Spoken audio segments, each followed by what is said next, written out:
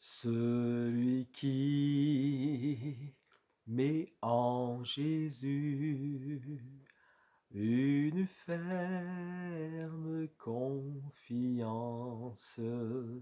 jamais ne chancelle plus, complète est sa délivrance par la foi. Nous marcherons par la foi, nous triomphons par la foi, mon Rédempteur me rendra plus que vainqueur.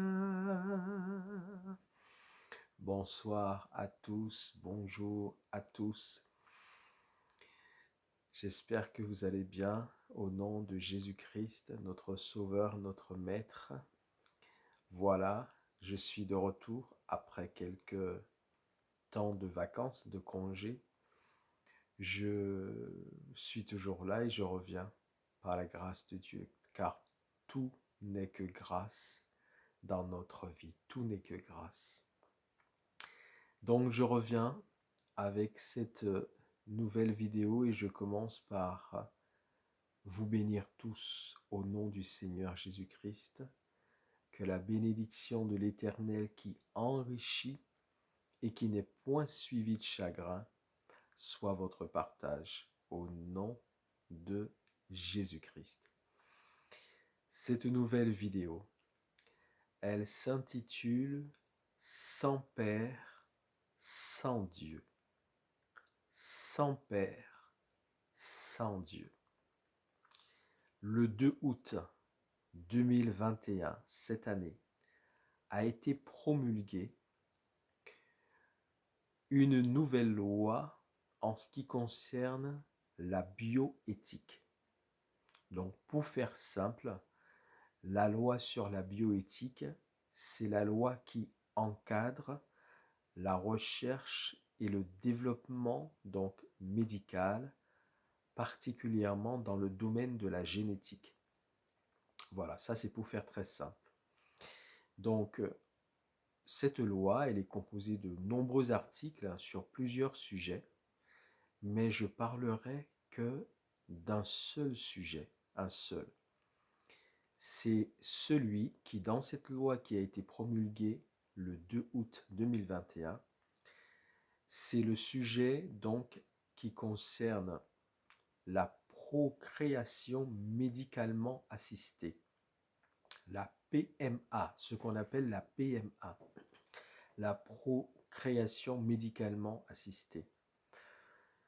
Jusqu'à maintenant, la PMA était donc réservée aux couples hétérosexuels qui ne pouvaient pas donc avoir d'enfants pour cause de stérilité, d'infertilité, pour tout problème médical donc reconnu.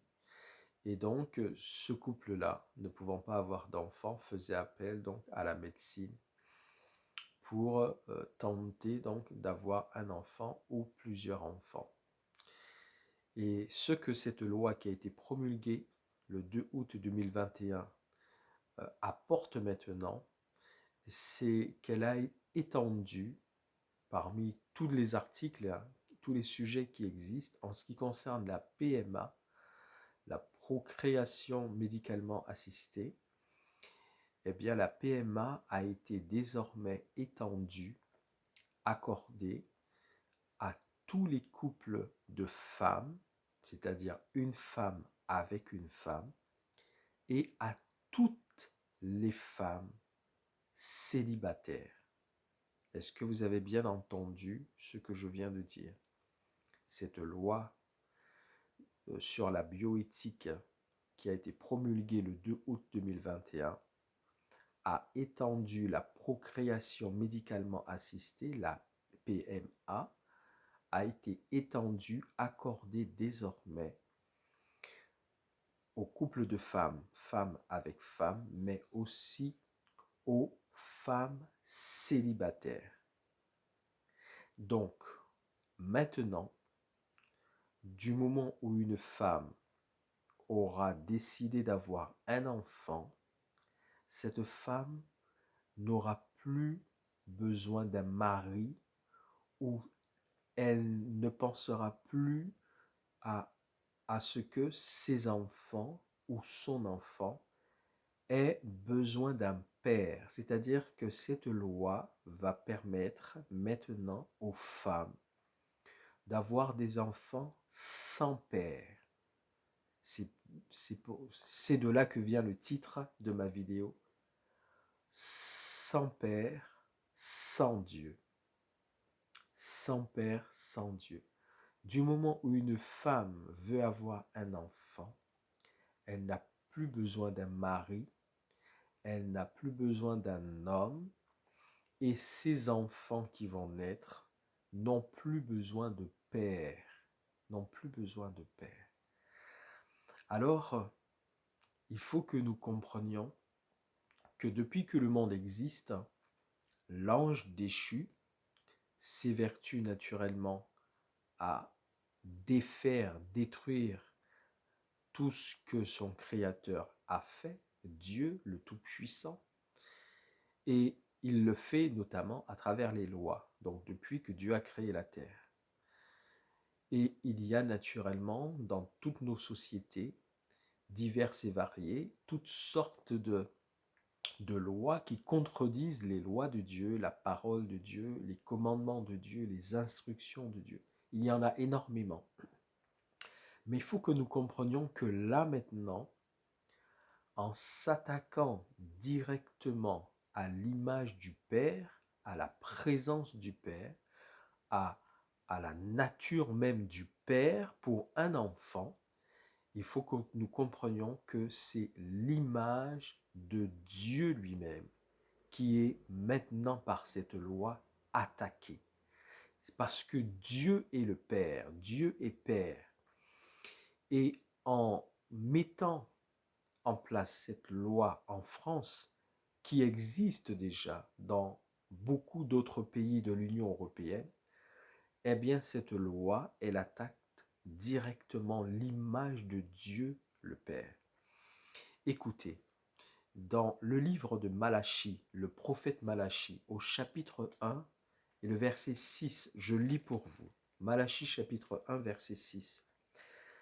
Un fils, c'est Dieu qui parle. Dieu qui parle à travers donc le prophète Malachie.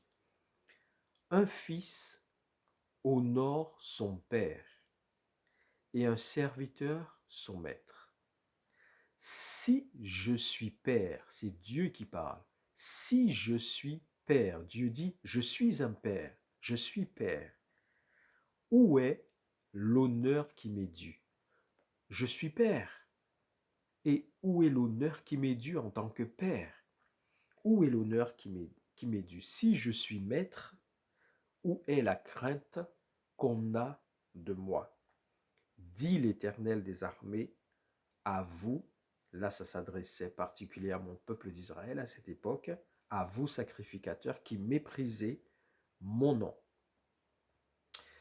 Alors, vous voyez, Dieu s'adressait à ce moment-là à son peuple d'Israël dans une circonstance précise parce que justement, ils n'honoraient pas Dieu dans ce qu'ils faisaient par rapport à ce que Dieu leur avait donné comme commandement, comme instruction à observer.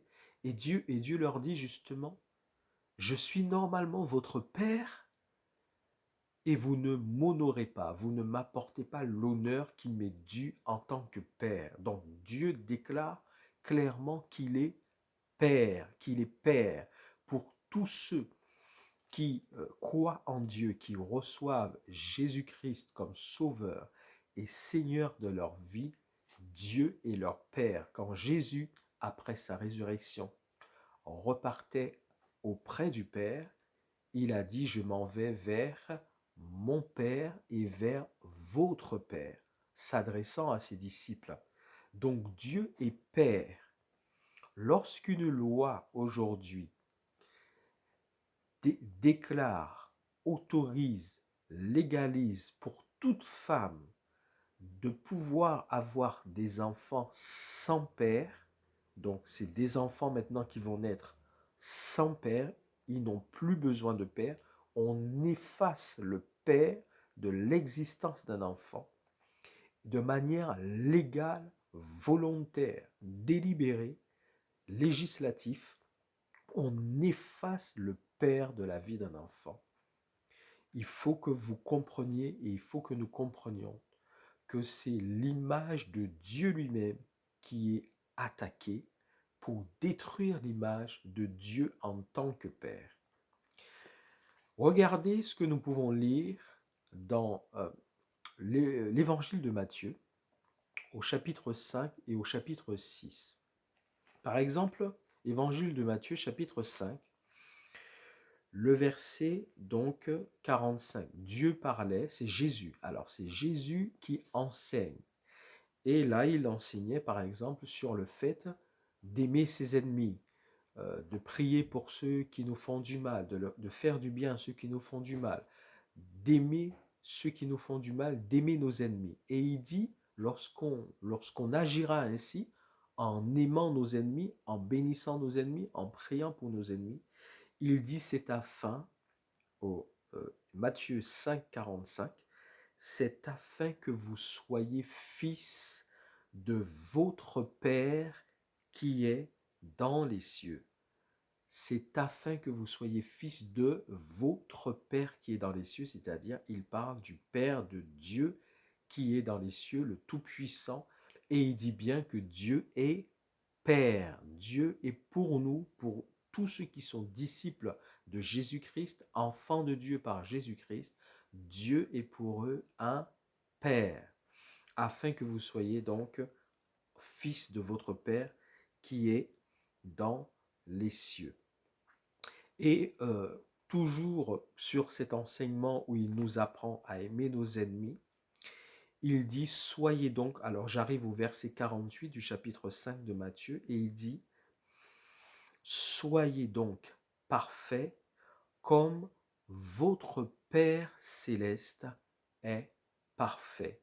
Donc Jésus insiste toujours sur le fait que l'enfant de Dieu doit pouvoir ressembler à son Père qu'il a créé, qui lui a donné la vie. Par exemple, au chapitre 6, quand il parle donc de l'aumône, quand il parle de l'aumône, de faire l'aumône et de ne pas se vanter, de ne pas sonner de la trompette devant soi pour montrer qu'on fait beaucoup de choses, il dit donc, si je regarde le verset 4 du chapitre 6 de Matthieu, il dit donc, afin que ton aumône se fasse en secret, donc tu n'as pas à sonner de la trompette devant toi pour montrer à tout le monde ce que tu fais, afin que ton aumône se fasse en secret, et ton Père qui voit dans le secret te le rendra. Dieu, ton Père, qui voit ce que tu fais, te le rendra. Par exemple, concernant la prière, lorsqu'il enseigne que pour être dans l'intimité avec Dieu, il enseigne d'entrer dans sa chambre, de fermer la porte de la chambre et d'être là dans l'intimité avec Dieu. Il dit, quand tu pries, entre dans ta chambre, voilà, ferme la porte et tout. Et il dit, ton Père qui voit dans le secret te le rendra. Ton Père, Dieu le Père, qui voit comment tu pries dans l'intimité avec lui, donc te le rendra. Regardez par exemple quand il enseigne comment prier, il enseigne à ses disciples comment prier au verset 9 du chapitre 6 de Matthieu. Il dit, voici donc comment vous devez prier. Notre Père qui est aux cieux, notre Père qui est aux cieux, que ton nom soit sanctifié, que ton règne vienne, etc., etc. Il nous dit de nous adresser à Dieu en lui disant notre Père qui est aux cieux. Au verset 14, parlant du pardon, nous enseignant le fait que nous devons pardonner à ceux qui nous ont offensés, il dit donc, ainsi, si vous pardonnez aux hommes, votre Père céleste vous pardonnera votre Père céleste. Et pareillement, si vous ne pardonnez pas aux hommes, votre Père céleste ne vous pardonnera pas non plus. Lorsqu'il donne des instructions sur le jeûne, sur comment jeûner par exemple, et là j'arrive donc au verset 18. C'est exactement comme pour l'aumône. L'aumône, il ne fallait pas montrer qu'on fait l'aumône, il ne faut pas montrer aux gens qu'on fait des choses, c'est pas ça, pour être vu. Et pour le jeûne, c'est pareil. Il disait de s'apprêter, de bien se préparer, d'être normal, de ne pas montrer aux gens qu'on est en train de jeûner, voilà, de ne pas oublier de se coiffer, de se vêtir mal. Il y a des gens qui cherchent toujours à se faire voir dans ce qu'ils font. Et donc, il dit que euh, afin, au verset 18, afin de ne pas montrer aux hommes que tu jeûnes, mais à ton Père, qui est là dans le lieu secret, et ton Père, toujours parlant de Dieu, donc, qui voit dans le secret, te le rendra. Alors je m'arrête là. Vous voyez, en utilisant quelques versets du chapitre 5 de Matthieu et quelques versets du chapitre 6 de Matthieu, vous voyez à combien de reprises que Jésus-Christ lui-même, apportant donc cet enseignement sur différents sujets, à combien de reprises il cite le mot Père en insistant toujours sur votre Père qui est dans les cieux, votre Père qui est dans les cieux, votre Père qui est dans les cieux. C'est pour ça que je vous dis, lorsque cette loi aujourd'hui donne légalement à toute femme, la possibilité maintenant d'avoir des enfants sans père, elles n'ont plus besoin de père. Le père est devenu facultatif. Le père est devenu une option. On l'efface de la vie d'un enfant. On l'efface de l'identité d'un enfant. Eh bien, on s'attaque en fait, cette loi s'attaque directement à Dieu lui-même, le Père, qui est assis sur son trône de gloire. Parce que Jésus-Christ lui-même, enseignant ses disciples, insiste et, et dit à plusieurs reprises, votre Père, votre Père, votre Père. Regardons ce qui s'est passé dans le Jardin d'Éden, en Genèse chapitre 2 et le verset 24. Lorsque Dieu a créé l'homme et la femme, il a emmené la femme vers Adam, Ève vers Adam. On va voir ce que Adam va dire. Lorsque pour la première fois, Dieu lui-même emmène Ève vers Adam, il présente Ève à Adam. Adam voit Ève pour la première fois. Enfin, il reconnaît son vis-à-vis, il reconnaît un autre être qui lui est semblable, qui lui ressemble et qui est donc qui lui est complémentaire parce qu'il n'en avait pas trouvé parmi les animaux. Et il dit au verset 24, c'est pourquoi l'homme quittera son père et sa mère et s'attachera à sa femme. C'est pourquoi l'homme quittera son père et sa mère. Donc on voit que dans ce que Dieu a créé, il y a un père et une mère. Quand il dit l'homme, l'homme c'est un enfant qui a grandi, qui est devenu un homme. Avant qu'il soit un homme, c'était un enfant. Mais c'est un enfant qui normalement a grandi dans un foyer où il y avait un père et une mère. Alors naturellement, on ne va pas entrer sur tous les détails, tous les différents cas, parce qu'il y a soit un père qui est décédé, il y a soit un père qui a abandonné sa famille, donc la maman s'est retrouvée seule. Non, on ne parle pas de cas particuliers où il n'y a pas de père présent au sein d'une famille. On ne parle pas de ça. Mais on parle de la manière dont Dieu a créé les choses et dont Dieu veut que les choses soient. Il est bien dit, cet homme-là, avant qu'il soit un homme, il était un enfant. Quand il est devenu un homme et qu'il doit maintenant prendre sa vie en main et quitter ses parents pour faire sa vie, il est bien dit, il quittera son père et sa mère. Son père et sa mère. Donc on voit bien que l'enfant est censé avoir à la base un père et une mère. À la base, un enfant doit avoir un père et une mère. Or, cette loi, elle efface le père. Maintenant, on va donner la vie à des enfants qui n'ont plus de père, qui n'ont plus besoin de père, qui n'ont plus l'image du père. On efface le père de la vie des enfants. Beaucoup d'enfants vont pouvoir naître sans père.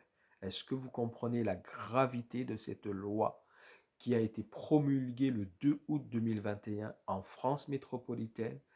Mais elle existe déjà, elle est déjà promulguée dans d'autres pays de l'Union européenne. Pour tout cela, pour vous dire quoi?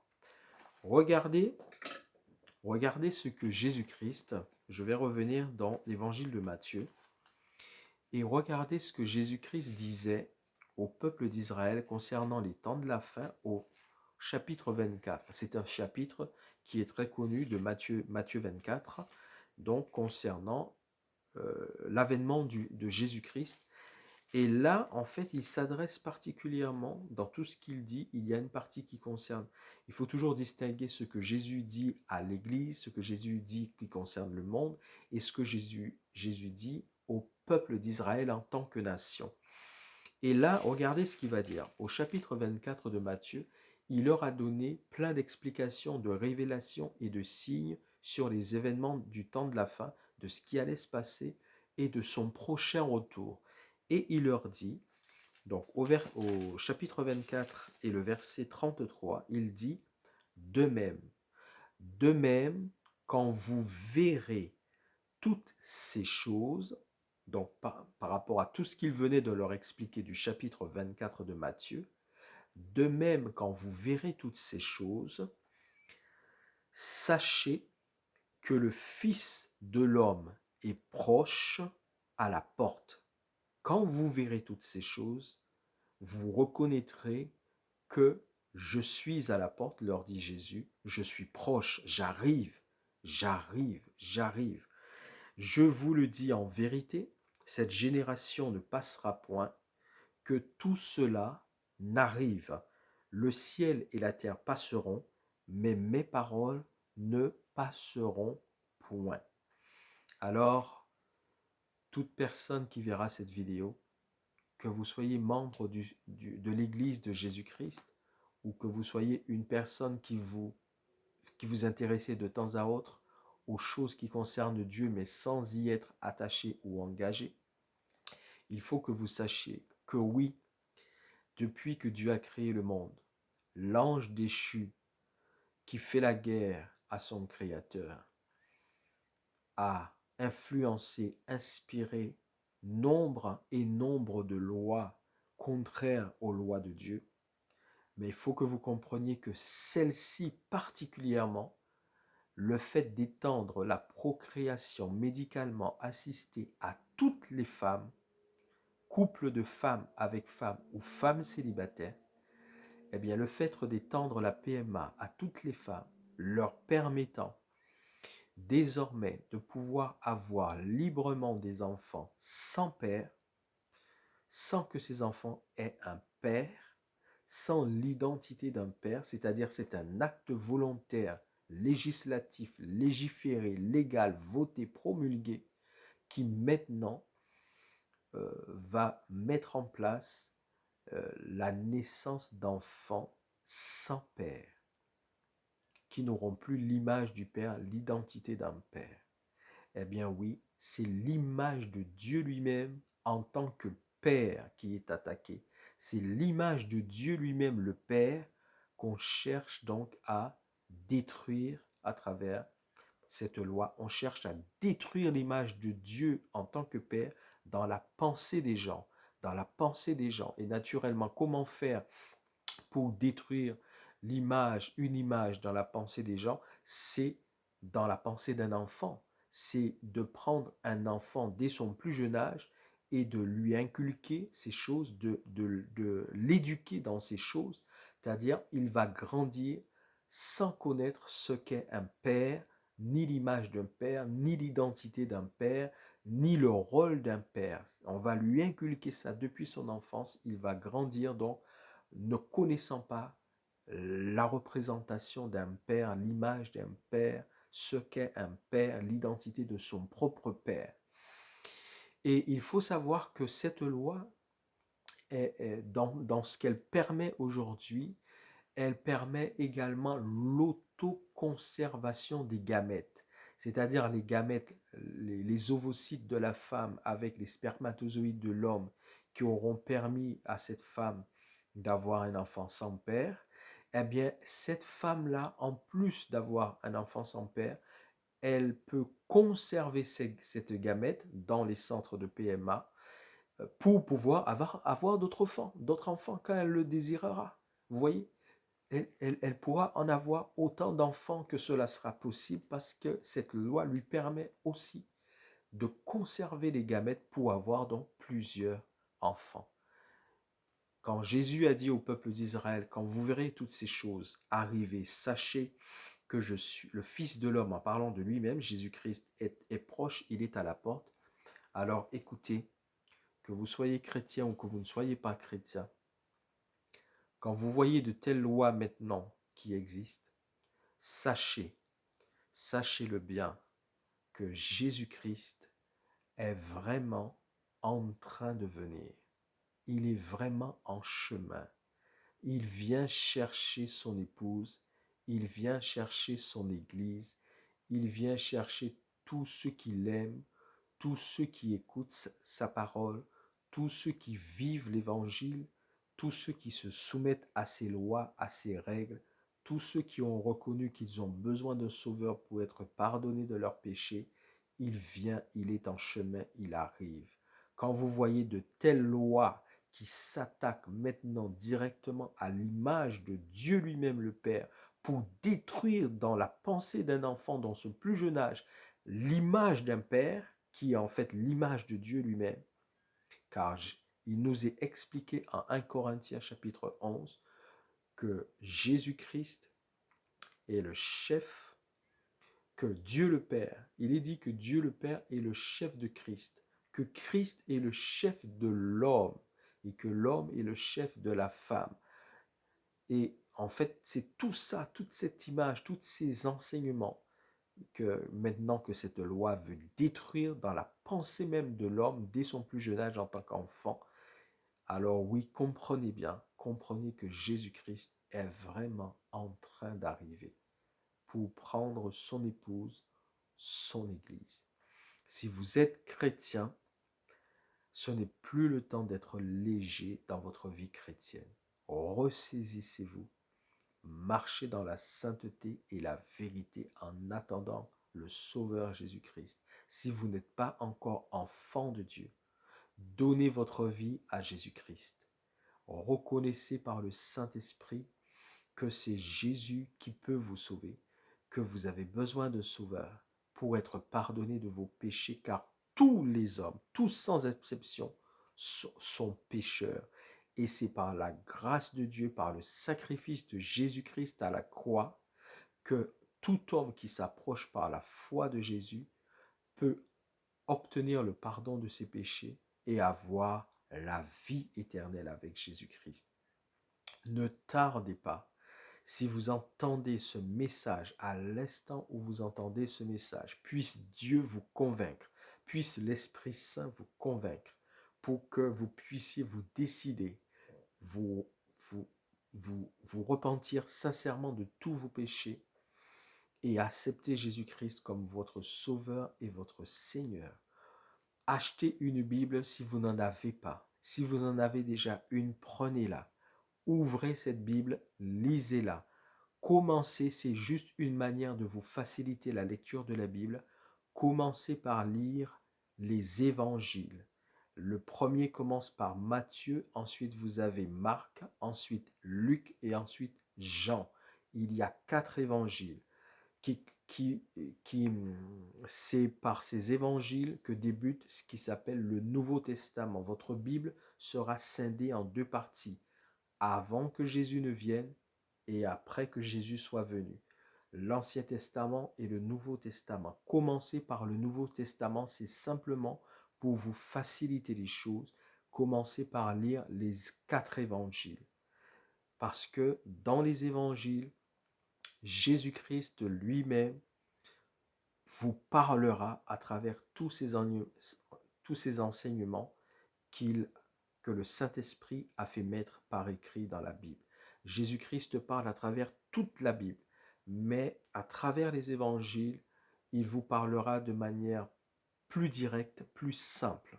Alors, prenez une Bible, si vous n'en avez pas, achetez une Bible pendant que c'est encore possible et ouvrez cette Bible dans les évangiles, commencez à lire avec un cœur simple, un cœur sincère, demandant à Dieu de vous faire comprendre ce que vous lisez et de lui demandant de se révéler à vous. Et Dieu vous parlera directement par sa parole. Que Dieu vous bénisse, que Dieu fortifie et encourage tous ceux qui sont déjà enfants de Dieu et qui ont besoin de persévérer dans le bon combat de la foi jusqu'à ce que Jésus vienne pour enlever l'Église. Les choses sont graves, les circonstances sont graves, les temps sont fâcheux. C'est vraiment le temps de vous affermir en Jésus-Christ ou de venir à Jésus-Christ. Je prie simplement qu'à travers cette vidéo, par l'action du Christ Jésus lui-même et l'action de l'Esprit Saint, que beaucoup se tourneront vers Dieu pour donner leur vie à Dieu, devenir des enfants de Dieu et attendre que Jésus vienne pour les chercher, pour les emmener avec lui, pour la vie éternelle, dans la gloire céleste, la paix, l'amour, la joie authentique et véritable dans la présence de Dieu. Que Dieu vous bénisse au nom de Jésus-Christ. À bientôt pour une prochaine vidéo. Je suis revenu, je suis là. Les vacances sont finies, j'ai repris aussi mon activité professionnelle. Donc tout a repris. Donc je vais à nouveau alimenter cette chaîne YouTube que Dieu lui-même a voulu qu'il a suscité. Et donc je dois être fidèle au poste. Que Dieu vous bénisse. À bientôt au nom du Seigneur Jésus-Christ.